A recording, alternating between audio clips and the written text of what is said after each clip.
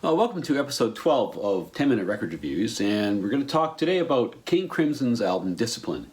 This is the 1981 Japanese pressing, and it came out that same year. This is on Polydor. Just parenthetically, I would say, like almost every Japanese pressing I've ever encountered, it's immaculate. I know people aren't fans, but I can't see why. So what to expect from this album? Well, King Crimson's heyday, of course, was the early 1970s, and they were an influential, if not the most influential, progressive rock band. Their album, The Court of the Crimson King, is kind of a landmark in progressive rock. This is not progressive rock. If anything, this has a lot more to do with atmospheric, post-punk, new wave, kind of soundscapey music. It's got far more in common with Talking Heads or some of the Police's more ambitious instrumental pieces.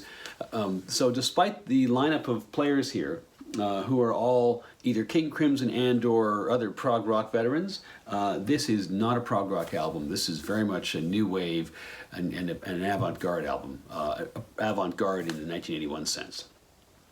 So the context, so the only real common thread through the whole of the history of King Crimson is Robert Fripp, guitarist, and he has not only is he the common thread, he's basically the leader of the band. He has built the band up and populated it and then disbanded it several times in a row, each time with a bit of a new concept about what the band was supposed to do as a vehicle for his musical vision, and that musical vision has changed significantly over time.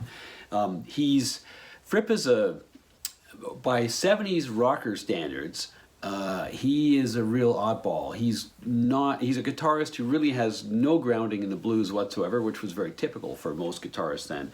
His influences are very much sort of European focused as opposed to being focused on the United States. He's British, of course, like most of the historical members of King Crimson, although two of the members here in this newly formed lineup from 1981 are American. There are lots of European influences on this music, so you can hear, there's definitely people have been listening to Kraftwerk, although this is not a Kraftwerk type album, but you can tell the influences. So this is a comeback album of a kind, but it's got a new lineup. So Fripp is there playing guitar. Bill Bruford, who had been playing with King Crimson towards the latter stage of their first run, is a drummer, best known as probably the most significant drummer in Yes during Yes's golden period of albums in the early 70s. Then Tony Levin is brought in on bass, who was a well-known session guy at the time. He played in the 70s, played with Peter Gabriel. He played with Fripp, obviously, which is how Fripp knew him. And then very significantly, Adrian Belew. Adrian Belew is very much kind of the influence of sort of Brian Eno on so many musicians and avant-garde musicians in the 70s. He's very much a sort of a soundscape kind of guitarist. He was experienced playing with Frank Zappa. He played with the Talking Heads. He played with Bowie. So he was very much an avant-garde kind of guitarist. And Fripp took a liking to him, and so you've got a twin axe attack in this album, which works to pretty good effect. So prog rock fans thought, great, Crimson getting back together. Totally not a prog album. I mean, in some respects, it's faithful to the prog rock ethos of this is not a pop record by any stretch of the imagination. This is a musician's record, but it is very much already new wave. So the music kicks off with Elephant Talk, which is a vehicle for Adrian Belew. It's very typical, actually, of some of the other stuff that King Crimson would go on to do in the next few albums. Tony Levin is playing a particularly weird kind of bass here. You get introduced to Belew's eccentric vocal style here. And then you're into Frame by Frame, which is a real showcase for kind of the effect of having these two great guitarists. So Fripp, of course, was very typically plays very clean, rapid, almost staccato types of lines, whereas Ballou is much more about the sort of the general, these large general flourishes, and the two of them together create something which is is really quite powerful, and Ballou singing is really great on this song as well, quite up tempo. Then there's one of my favorite songs of the album, which is Mate Kudasai. It's a very gentle song. It's very atmospheric. You've got lots of effects on the guitars. They're weaving in and out. The lyrics are really quite sad, beautiful but sad. The Mate Kudasai apparently means please wait in Japanese. I'm no Japanese speaker, but that's what the internet tells me. But it's really a lovely song.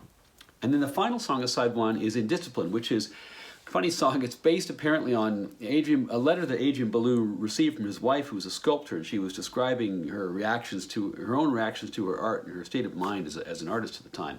It's the lyrics, or it's the wording of this letter that the lyrics are based on. It's at times very heavy track, and then lighter passages with spoken word. I think it's a favorite among King Crimson fans. I personally find it a little bit oppressive at times, but there you go.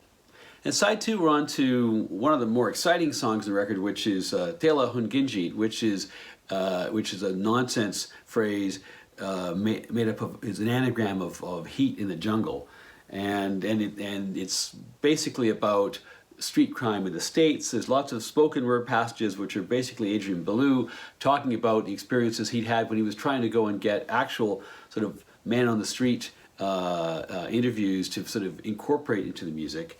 There's lots of great things to love about this track. For me, the best part is Bill Bruford's drumming, which is just incredible. And Ballou here, you can the similarity between his singing and David Burns of Talking Heads is really, it's usually pretty striking, but it's very striking in this song. Followed by The Sheltering Sky, which is, I think it's okay. It's a fairly sort of moody track. It's an instrumental track. It's got some guitar effects and electronic drums, and it wasn't a real standout in the record. But the best is saved for last. When my favorite song, well, my favorite King Crimson song, I think, to be clear, but certainly my favorite song in this album is the title track, Discipline. And it's an interesting exercise because Fripp's concept for this song was that all of the musicians, they were forbidden from doing either of two things. They were forbidden from basically doing, taking the lead, but they were also forbidden from simply being an accompaniment. So they had to find that middle space, all four of them, for the full period of the song. And the song itself is a very almost metronomic, detailed, sort of rapid fire sort of compilation of guitar licks. It really does give you the sense of requiring enormous discipline to play the song, but it's a fascinating song.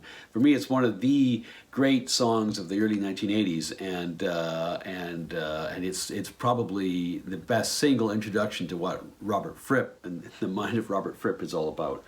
So, what to say overall about this record? For me, it's a 4-star record. It's a great album. I don't think all of the experiments work, but there are some really fantastic high points here. It's not necessarily an essential album. I don't know. I think it might be if you're a King Crimson collector, but it is a very significant album in that this is King Crimson's real break with its past, and it opens the door to what they would do in the 1980s. So pick it up, listen to it. It's great.